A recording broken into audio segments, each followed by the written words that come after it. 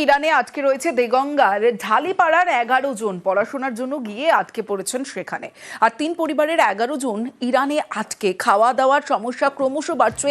কি সমস্যা হচ্ছে, কারণ মঙ্গলবার থেকে যোগাযোগ করা যাচ্ছে না, কি বলছেন পরিবারের লোকজন জানবো।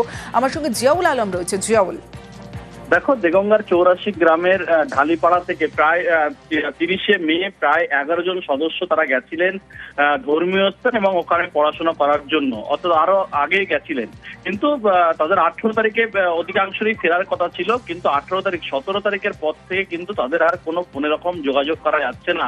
কিন্তু যখন যোগাযোগ করা যাচ্ছিল সেটা তাদের বক্তব্য যে তারা তেহরান থেকে কুচ শহরে সেখানে রয়েছেন, সেখানে মুহুর্মুহু বোমাবর্ষণ মিসাইল ফলে তারা সেখানে ঘুম ছুটেছে এবং পরিবারের সঙ্গেও কোনো রকম যোগাযোগ করতে পারছে না।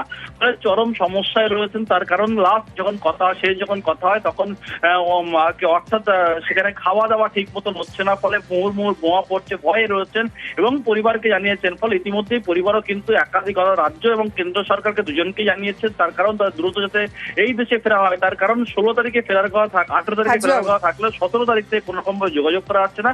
যথেষ্ট উদ্বেগে রয়েছে 11 জনের পরিবারের সদস্যরা।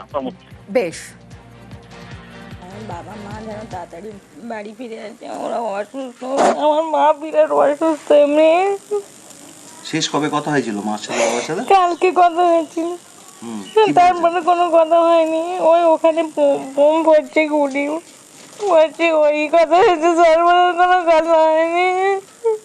আমার মা হার্টের পেশেন্ট, যদি কোনো রকম কিছু হয় পশ্চিমবঙ্গের সরকারের কাছে আবেদন করছে যেন আমার বাবা মা যেন বাড়ি ফিরে আসে তাড়াতাড়ি।